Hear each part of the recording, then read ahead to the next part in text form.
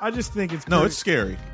Yeah, it is. It is scary. It's absolutely scary.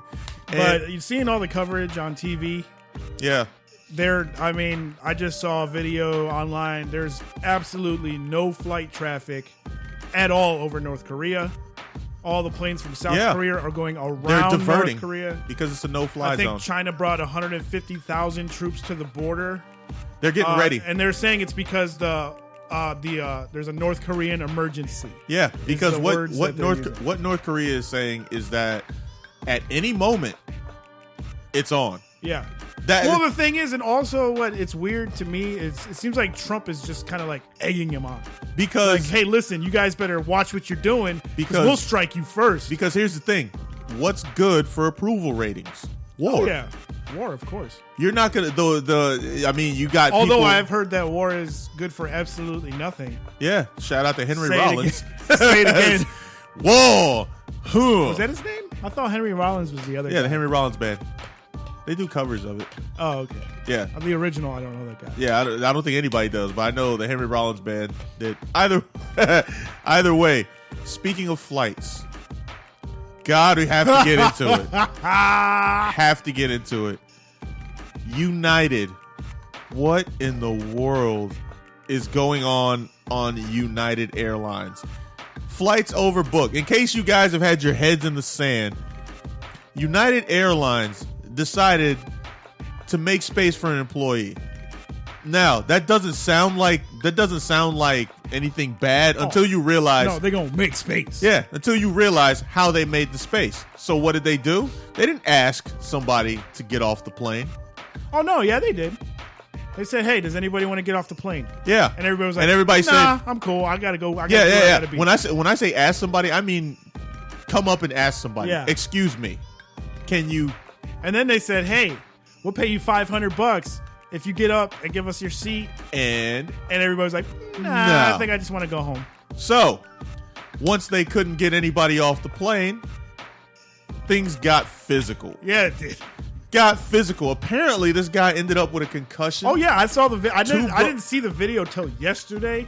I saw the video of them dragging him. Yeah, but I didn't see the video of them actually yanking him out of the seat. Oh yeah, they yanked him so hard out of the seat, his face flew and hit the armrest of the other seat in the center. I was like, holy shit. Yeah, and the thing is this guy's not. It's not like this guy was he wasn't some like bad guy. He wasn't like somebody who, hey, he might make the terrorist list or something like that. No, he's a doctor. Yeah.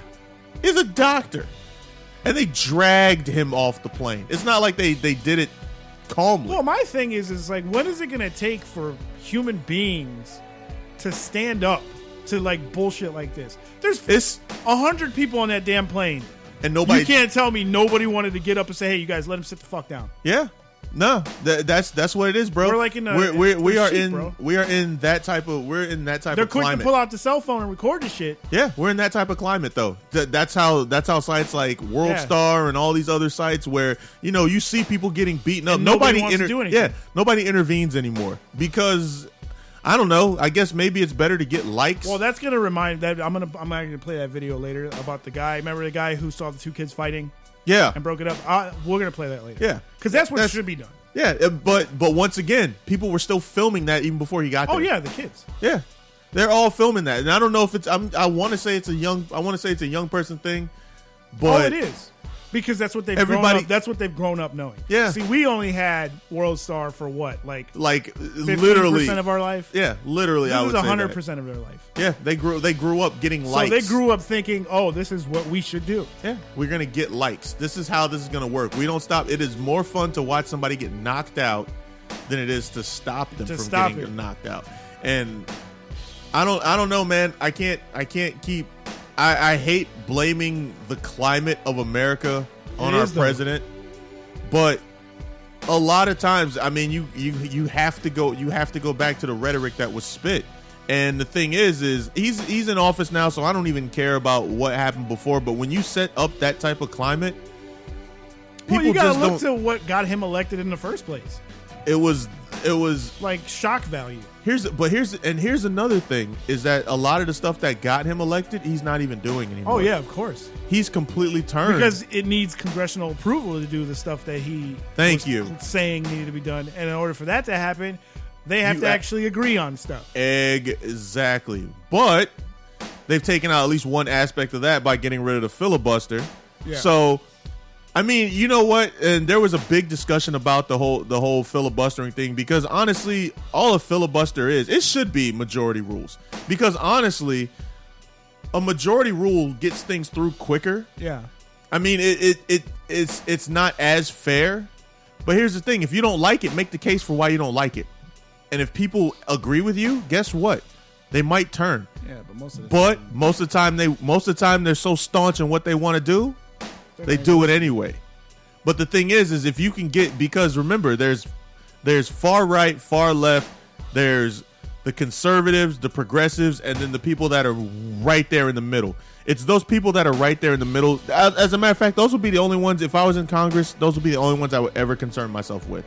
Is those people in the middle because they can actually swing.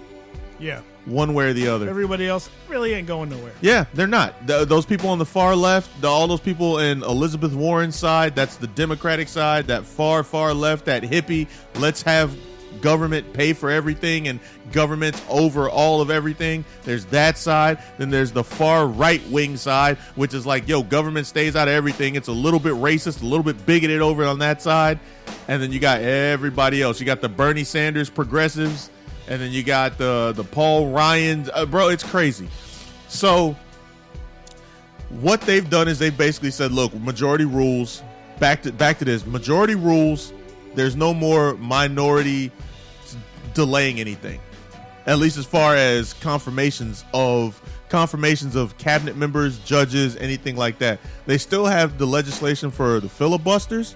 Or not for they still have filibusters for legislation. They just don't have it for confirmations. So now Trump can't say they're slowing down my cabinet. Because now they can just get them in. They can just get everybody in. But, that leads me to one more point. I have to say this because I keep hearing this every time that we drop bombs, every time that we do something outside. And our president compares everything that we do to what the last administration does. And I can't lie, I need him to stop doing that. You're the president of the United States, man. You got at least 4 years. If you do, 4 more months, or depending on whatever happens with this investigation, you have at least 4 years. At least. If everything goes with the investigation and it doesn't happen, he's got 4 years.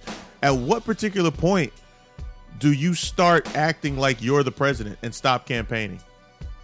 I mean, I gotta say that because every time that anything happens, he says, well, the last administration wouldn't do that. Well, yeah, of course. That's what the go-to defense is. One of his things that he said was, I've done more in 8 weeks than the last administration did in 8 years. Well, yeah, if he's talking about spending money, then yeah. He's talking about spending, yeah, that's a fact. But as far as he's talking about everything that's going on around the world, Syria, Afghanistan, everything, because Barack Obama was soft. I'll say that. He was a little soft when it came to dealing with dictators. But I would almost rather have Trump try and go through Congress than to just start dropping bombs on people. Because if you remember, God, and I wish I had told you earlier to get the soundbite from the election when he said, "Oh, we're gonna bomb the shit out of them." That was one of his main things. He said, "Oh, he's like, what are you gonna do about what do we have about the situation in the Middle East? We're gonna bomb the shit out of them." And he said this and kept saying it. I'm gonna drop a bomb here. Gonna drop a bomb here. We're gonna bomb the shit out of them. You guys can look that up. You can Google it because that's what happened. Now, my transitions are so horrible. We'll work on that. Yeah, but I want to get to. I want to get to second show, man. You're doing pretty good. I want to get to what's going on since we've been talking about North Korea and Asians and I like that, North Korea and Asians. Since we've been talking about what's going on over in Asia, there's another little revolution that's going on in Asia, and it involves a sexual revolution. Oh, nice. And the thing is, I'm very surprised that more women aren't rising up against this. Because right now have they started mass producing them yet? One of the companies is getting ready to start. Okay, so what I'm talking about is real life sex robots. And they are getting ready to mass produce these things. And I just don't understand why women aren't getting together and trying to boycott this, because essentially you're getting replaced. I'll tell you why, Swiss. It's real simple. You know how many chicks get woke up in the middle of the night with a stiff one poking them in the back? Just saying, bro. I've been there. I've done it. Not getting poked in the back, but I'm saying I woke up and said, what would be nice right now? Yeah. Good old-fashioned sex. Yeah. And she was you know what happened? No. It's not happening. Denied. She got on the she's great. Like, what? If he wants a robot, let him get a fucking robot. That means I don't got to touch him no more. Yeah, ever. Which means once you lose here's a relationship tip. Once you lose the intimacy, the relationship's pretty much over. Yeah. And now you're going to introduce a robot that does everything besides cook and clean. It talks to you. It listens. You can program it, and it actually I think you got a video for it, right? I sure do. We're going to let you guys hear what it does, and then we're going to talk about this, because this is insane. Yeah, let me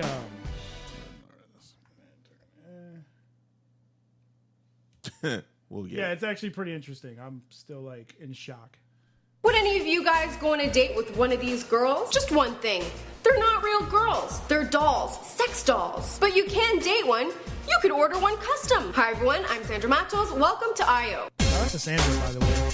Yeah, it's pretty nice. Very pretty. A Japanese company, Orient Industry, claims that they have developed the next level of sex dolls. They are by far the most genuine feeling and looking sex dolls. The newest range of dolls are made from high-quality silicone. The latest models include movable joints so that the buyers can position the dolls in any which way they want. Okay, I felt really uncomfortable telling that. These dolls are so realistic looking that at first glance, you would think it's a real girl. I'm curious to see these dolls in person. Hit that like button if you are too. Advertisements say that anyone that buys one of these dolls will never want a real girlfriend again. Potential buyers can customize the dolls. They could choose bust size, hair color, skin tone, etc. Imagine just by chance one of these customs happen to look exactly like you. The dolls also come with a selection of clothes so that the buyer doesn't have to feel embarrassed visiting a lingerie store. So if you're interested in one of these dolls or you're curious how much they go for, you could own one for just a little over $1,600. And early sales show they are a success. So is there a Dutch husband?